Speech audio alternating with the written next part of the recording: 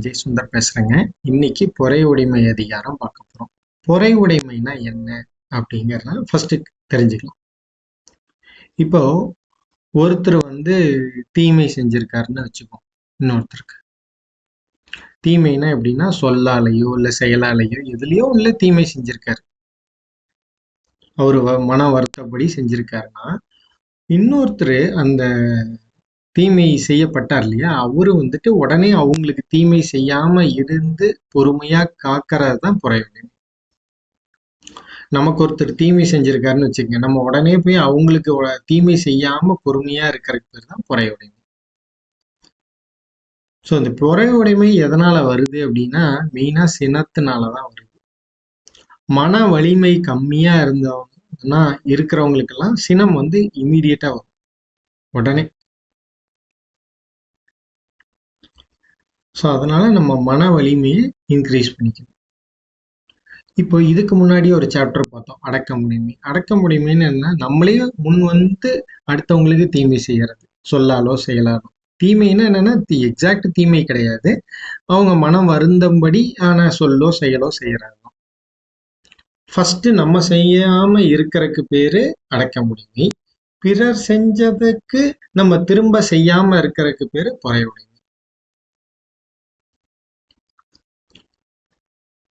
இதுக்கு நடுவுல ஒழுக்கமுடைமை பார்த்தோம். ஒழுக்கமுடைமைன்னா என்னன்னா நல்ல பண்புடைய மக்களோட பழகி அவங்கள்ட்ட இருந்து கத்துக்கிறது தான் ஒழுக்கம். காலையில எழுந்திரிக்கிறது, ப்ரஷ் பண்றது, டயத்துக்கு ஸ்கூலுக்கோ காலேஜுக்கோ இல்லை ஆஃபீஸ்க்கோ போறது, இது எல்லாமே ஒழுக்கத்துல வந்துருது. ஏன்னா ஒழுக்கங்கிறது லிஸ்ட் பெருசு. ஸோ அதனால நல்ல பண்புடைய மக்களோட சேர்ந்து அவங்கள்ட்ட இருந்து கத்துக்கணும். அதுதான் இங்க பாத்தீங்கன்னா ஒழுக்கத்தோடு ஒட்ட ஒழுகல், உலகத்தோடு ஒட்ட ஒழுகல். ஸோ அந்த பண்புடைய உலக மக்களோட ஒட்டி ஒழுகணும்னா நமக்கு எல்லாமே தெரிஞ்சிடும். ஸோ இப்போ நம்ம பொறையுடைமை ஸ்ட்ரக்சர் பார்த்துட்டு அதுக்கப்புறம் ஒவ்வொரு குறளா பார்க்கலாம். ஃபர்ஸ்ட் ஒரு ஐடியல் எக்ஸாம்பிள் கொடுக்குறாரு பொறையுடைமைக்கு. அடுத்தது ஃபர்ஸ்ட் சொல்யூஷன் ஃபார் பொறையுடைமை.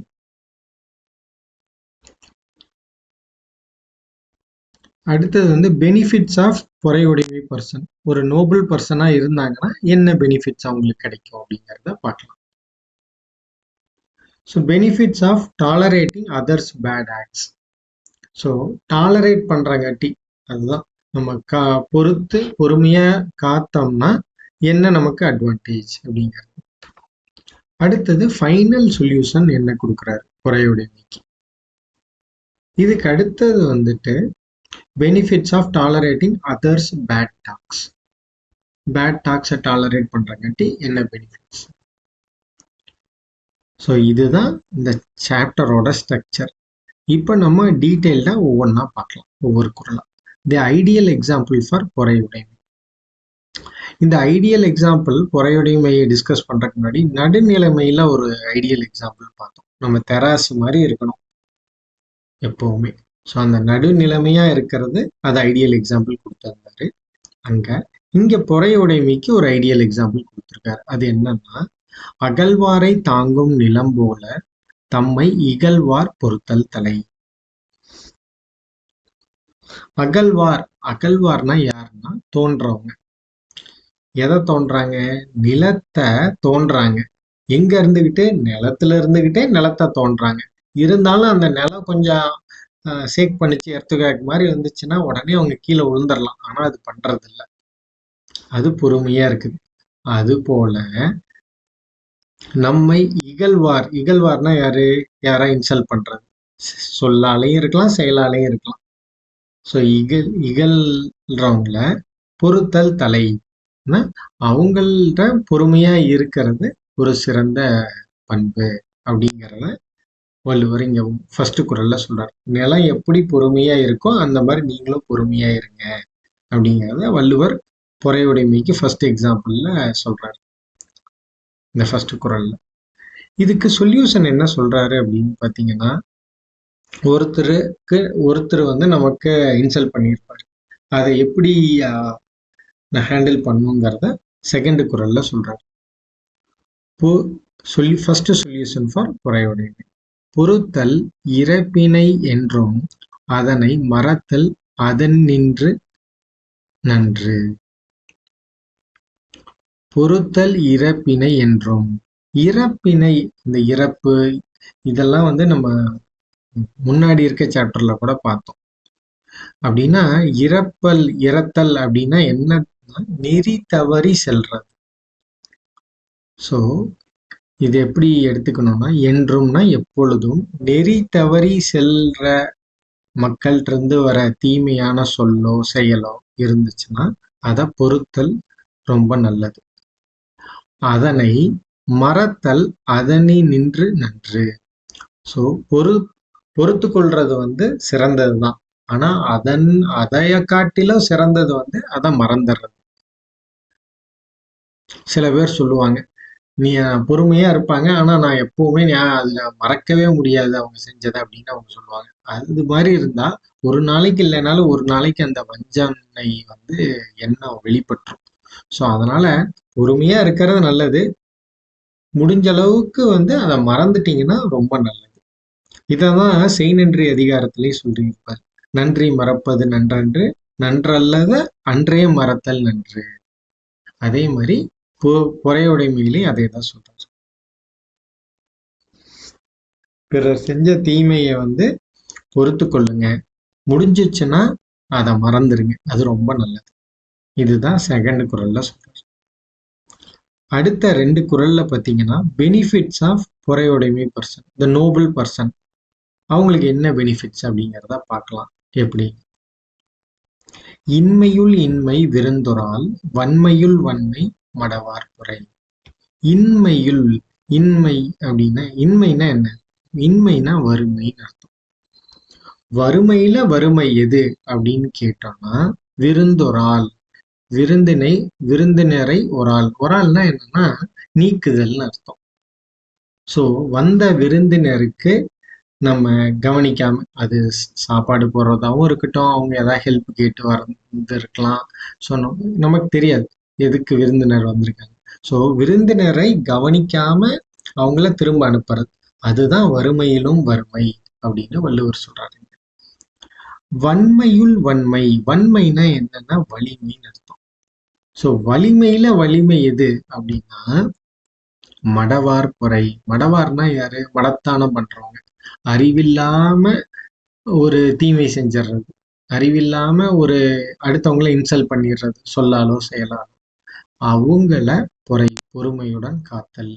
அது வலிமையிலும் வலிமை. யாருக்கு? பொறையுடைமை பர்சன். ஒரு நோபல் பர்சனுக்கு அது வலிமையில வலிமை சேர்க்கும். வறுமையில வறுமை எது அப்படின்னம்னா விருந்தினரை கவனிக்காமல் நீத்தல், அதுதான் வறுமையிலும் வறுமை. இப்ப 4th குறள் பார்க்கலாம். நிறை உடைமை நீங்காமை வேண்டின் பொறை உடைமை போற்றி ஒழுகப்படும். நிறை உடைமைன்னா என்னது? நல்ல குணங்களோட இருக்கணும் அப்படின்னு, நீங்காம இருக்கணும் அப்படின்னம்னா பொறை உடைமை கண்டிப்பா வேணும் அவங்களுக்கு. பொறை உடைமை போற்றி ஒழுகப்படும். அத பொறை உடைமையை போற்றி அவங்க அதுபடி வாழ்ந்தாங்கன்னா கண்டிப்பா நல்ல குணங்கள்ல இருக்கிற பர்சன்ல அவங்களுக்கும் அதுல ஒரு இடம் இருக்கும். ஸோ நிறைவுடைமைனா இது என்ன சொல்லுவாங்கன்னா சான்றாண்மைன்னு சொல்லுவாங்க. ஸோ சான்றாண்மைனா என்னது? சிறந்ததுலே சிறந்தது, அதான் சான்றாண்மை. அவங்க ஒரு நல்ல குணங்கள்ல இருக்கிற பர்சன்ப்பா, அவங்கள்ட்ட கேட்டா எல்லாமே நம்ம தெரிஞ்சுக்கலாம், நல்லா சொல்லி தருவாரு, நன்மையானது செய்வாரு, இந்த மாதிரி சொல்றாங்க இல்லையா? ஸோ அந்த நற்குணங்கள் இருக்கிறதுல ஒரு குணம் தான் பொறையுடைமை. ஸோ அது எப்பவுமே இருக்கணும்னா பொறையுடைமையை போற்றி அதை படி ஃபாலோ பண்ணணும். ஸோ இதுதான் பெனிஃபிட்ஸ் ஆஃப் நோபல் பர்சன். ஒன்று வலிமையில வலிமை சேர்க்கிறது, இன்னொன்று நற்குணங்கள் நீங்காம இருக்கணும்னா பொறையுடைமை கண்டிப்பா இருக்கணும். ஸோ இந்த ரெண்டுமே அவங்களுக்கு சிறப்பை சேர்க்கும் ஒரு நோபல் பர்சனுக்கு, பொறையுடைமை பர்சனுக்கு. அடுத்த 3 குறள்ல the benefits of tolerating others bad act. So எப்படி டாலரேட் பண்றாங்க அப்படிங்கிறத பார்க்கலாம். ஒருத்தாரை ஒன்றாக வையாரை வைப்பர், பொறுத்தாரை பொன் போல் பொதிந்து. ஒருத்தார் அப்படின்னா யாருன்னா தண்டிப்பவர் அப்படின்னு அர்த்தம். இப்ப எப்படின்னா ஒருத்தர் நமக்கு தீமை செஞ்சுட்டாரு, நம்ம திரும்ப அந்த தீமையை அவங்களுக்கு செஞ்சோம்னா என்ன ஆகுங்கிறத பார்க்கலாம். ஒருத்தரை தண்டித்தோம்னா ஒன்றாக வையாரே, உலகம் ஒன்றாகனா ஒரு பொருளா கூட, வையாரேன்னா என்னன்னா வைக்க மாட்டார், மதிக்க மாட்டார் அப்படின்னு அர்த்தம். ஒருத்தங்க தீமை நமக்கு செஞ்சுட்டு நம்ம ஒருத்தங்க நமக்கு வந்து இன்சல்ட் பண்ணிட்டாங்கன்னா நம்ம திரும்ப அவங்கள இன்சல்ட் பண்ணோம்னா உலக மக்கள் வந்து ஒரு பொருளா கூட மதிக்க மாட்டாங்க. அதுதான் இங்க சொல்றது ஃபர்ஸ்ட் பாயிண்ட்ல. செகண்ட் பாயிண்ட்ல பொறுத்தாரை பொன் போல் புதிந்து வைப்பர். பொறுத்தாரை இதே பொறுமையோட இருந்தாங்கன்னு வச்சுக்கோங்க, அவங்களுக்கு வந்து ஒருத்தங்க இன்சல்ட் பண்ணதுக்கு அவங்க இன்சல்ட் பண்ணாம நல்ல விதத்துல ஹேண்டில் பண்ணாங்கன்னா பொன் போல் புதிந்து வைப்பர். உலக மக்கள் எப்பவுமே அது வந்து ஒரு தங்கத்துக்கு நிகரான செயலா தான் நினைப்பாங்க. ஸோ இதுதான் டாலரேட்டிங் அதர்ஸ் பேட் இல்ல ஃபர்ஸ்ட் குரல். இப்ப அடுத்த 6வது குரல், செகண்ட் குரல் என்ன சொல்றாரு அப்படின்னு பார்க்கலாம். இந்த சப்செக்ஷன்ல ஒருத்தாருக்கு ஒரு நாளை இன்பம், பொறுத்தாருக்கு பொன்றும் துணையும் புகழ். ஒருத்தாருக்கு அப்படின்னா இங்க ஒருத்தார் சொன்ன இல்லையா, ஒருத்தார்னா என்னன்னு தண்டித்தல்.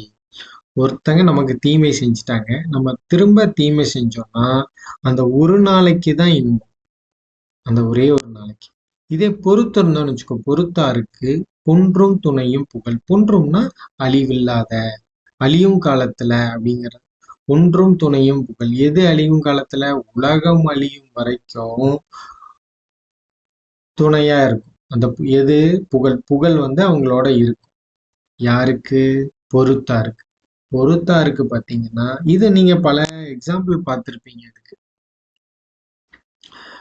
அங்குலி புத்தர் காலத்துல அங்குலி மாலான்னு ஒருத்தர் இருந்திருப்பாரு. அவர் எல்லாத்துக்கும் வந்து அவரோட லிட்டில் ஃபிங்கர், அந்த சின்ன சிண்டு விரலை வந்து வெட்டி அவர் மாலையா போட்டுப்பாரு. அவர் வந்து புத்தர் அவருக்கு முன்னாடி இருந்து பயப்படாம அவரையும் திருத்தி அவர் ஒரு சீடனா ஏத்துக்கிட்ட கதையெல்லாம் உங்களுக்கு தெரியும். இப்ப காந்தி வந்து ஒரு ஜெனரல் வந்து காலால உழைச்சதுக்கு அவரு ஜெயில இருந்தப்ப அவருக்கு செருப்பு தைச்சு கொடுத்தது, அந்த இன்சிடென்ட்லாம். அப்புறம் அந்த செருப்பை அவரை வாங்கிக்கிட்டாலும் அது திரும்ப போடுறதுக்கு இன்சல்ட்டா இருக்குன்னு காந்திகிட்டே வந்து கொடுப்பாரு. ஸோ இந்த மாதிரியான ஸ்டோரிஸ் எல்லாம் நீங்க கேட்டிருப்பீங்க.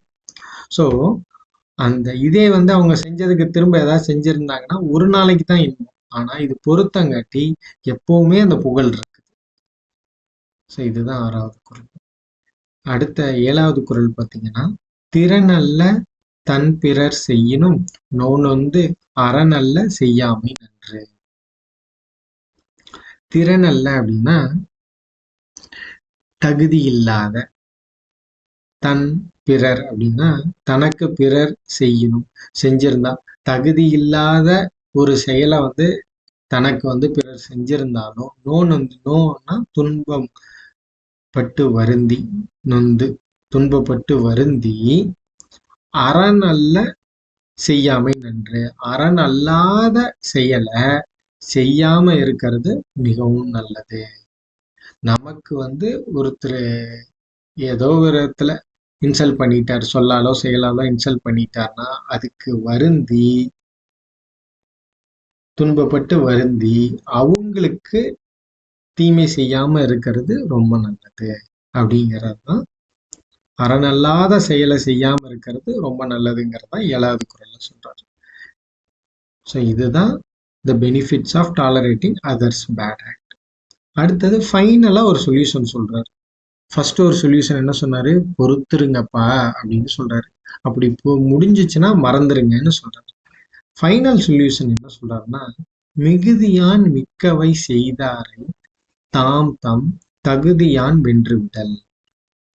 மிகுதியான் அப்படின்னா என்னன்னா செருக்கு மிகுதியான், ரொம்ப கர்வமா ப்ரைடா இருக்கிறான், அப்படியே அரகண்டா இருக்கிறான், ப்ரைடோட அரகண்டோட இருக்கிறவன்.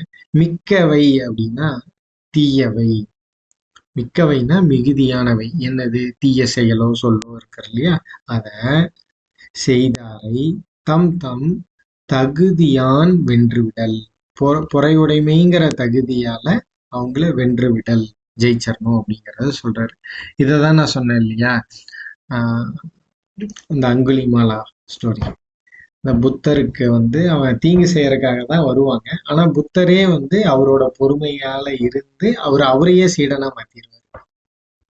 இது புத்தர் காலத்தில் நடந்தது. அப்புறம் காந்தியடிகள் ஸ்டோரி சொன்னேன் இல்லையா, ஒரு ஜெனரல் வந்து அவரை காலால் எட்டி வச்சிருப்பாரு, அவருக்கு செருப்பு தைச்சு கொடுக்குறது. இந்த இன்சிடென்ட்லாம் வந்து அவங்களோட தகுதியால வென்றாங்க. இந்த பொறுமைங்கிற தகுதியினால அவங்க வந்து ஜெயிச்சிடுறாங்க. இதுதான் ஃபைனல் சொல்யூஷன் சொல்றாரு. ஸோ ஃபர்ஸ்ட் பொறுமையா இருங்கப்பா. பொறுமையா முடிஞ்சிச்சுன்னா மறந்துருங்க. இல்ல மறக்க முடியலன்னா அவங்களுக்கு நல்லது செஞ்சு நீங்க மன திருப்தி அடைஞ்சிருங்க. ஓகேவா? இதுதான் வந்து 8வது குறள். அடுத்த 2 குறள் 9, 10ல benefits of tolerating others bad டாக்ஸ். ஸோ இப்போ பேட் ஆக்ட் பார்த்தோம், இப்போ பேட் டாக் பார்க்க போறோம். துறந்தாரின் தூய்மை உடையார் இறந்தார் வாய் இன்னா சொல் நோகிப்பவர். துறந்தாரின் தூய்மை உடையார்.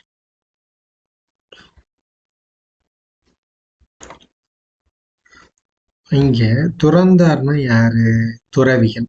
துறவிகளை குறிக்கும். தூய்மை உடையார்னா என்னதான்? தூய்மைன்னா என்னது? மன மாசு இல்லாதவங்க அந்த தூய்மை உடையவர்.